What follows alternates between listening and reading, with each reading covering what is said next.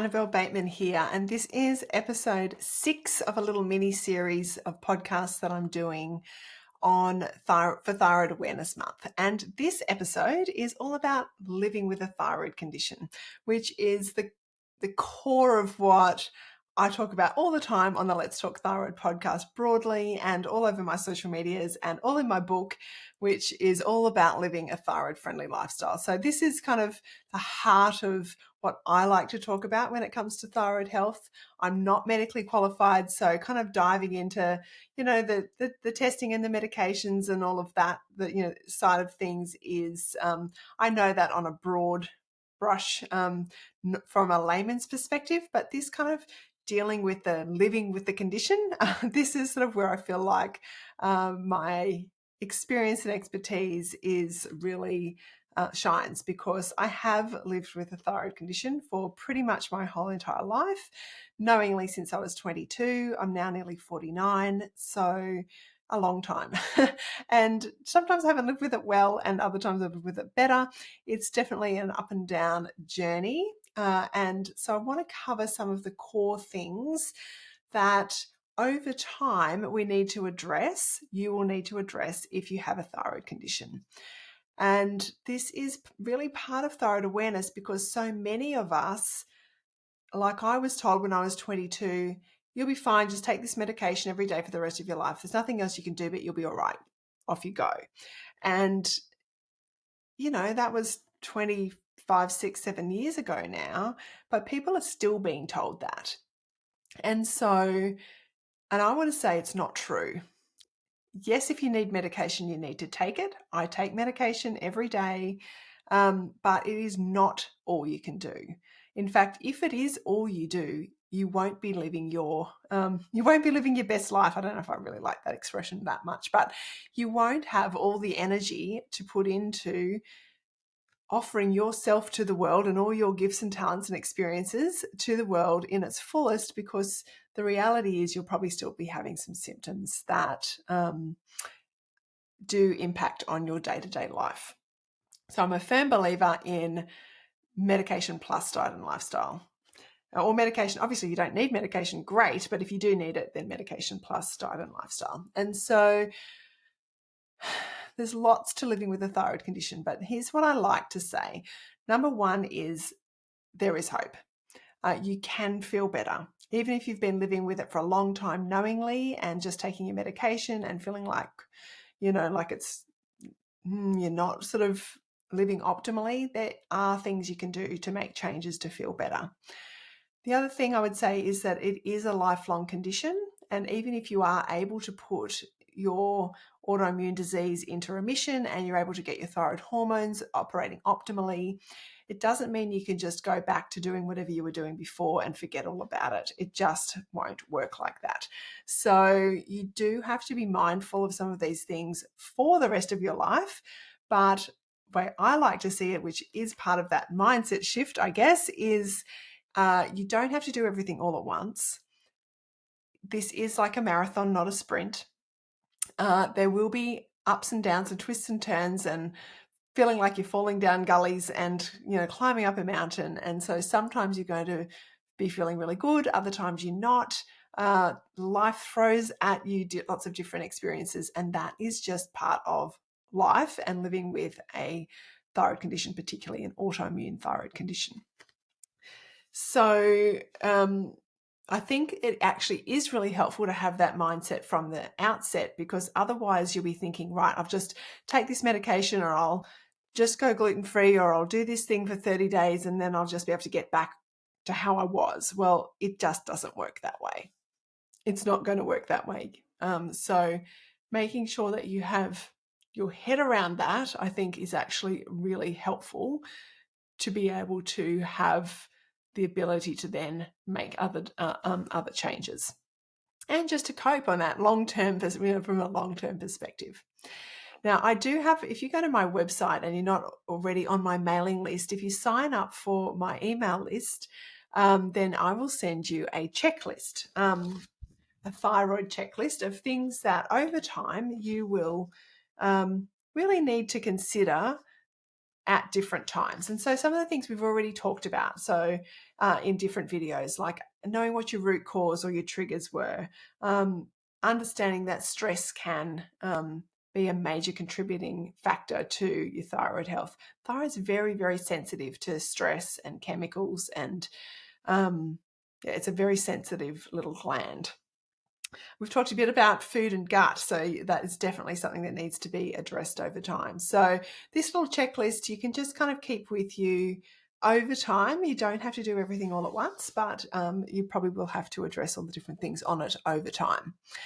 Now, I feel like there are 4 key areas in which someone living with a thyroid condition will need to address.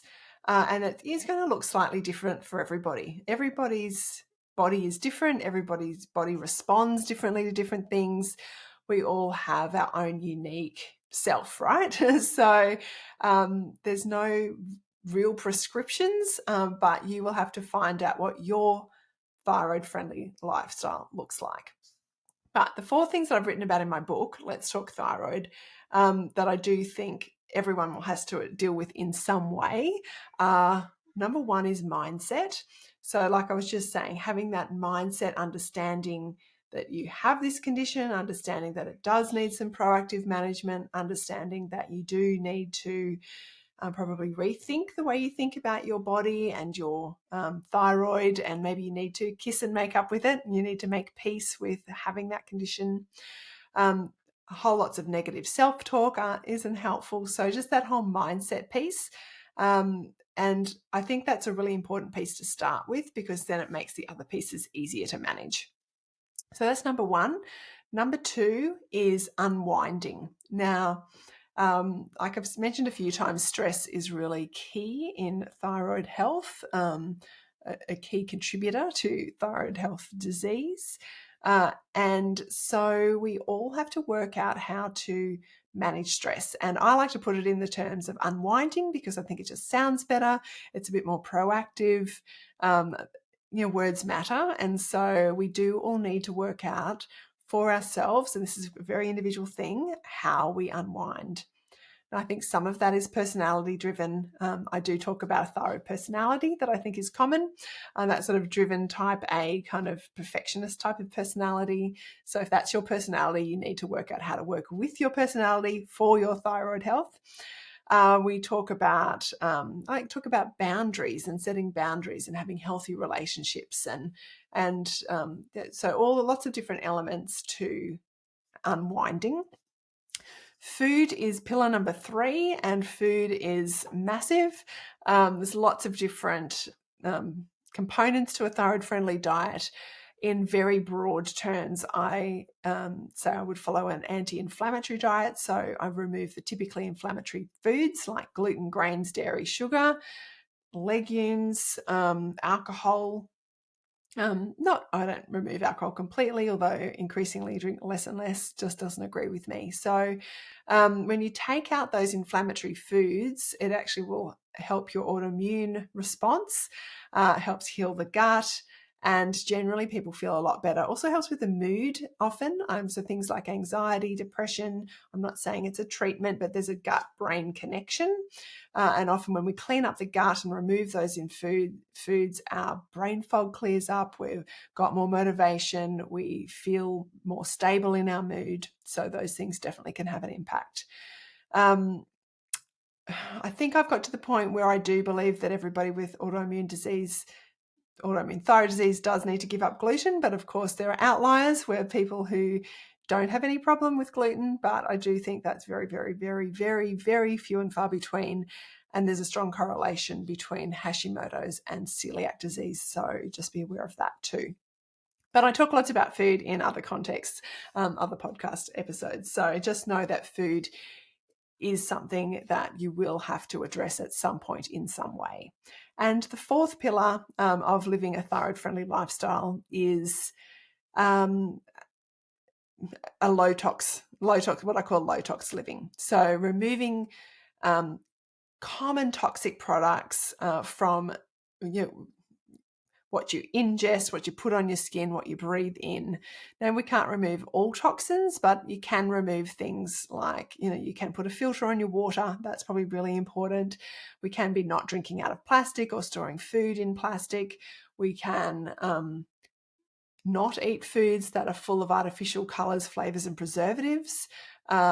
Definitely, you want to switch to non-toxic makeup, skincare, and household cleaning products, because those little things that you're exposed to every day add up over time. And chemicals, like we said in the last video, are common triggers. So we definitely don't want to be exposing our body to unnecessary chemicals, toxic chemicals, on a regular basis. So again, that's something that you can do over time, but that does need to be addressed in some way over time as part of a thyroid-friendly diet and lifestyle.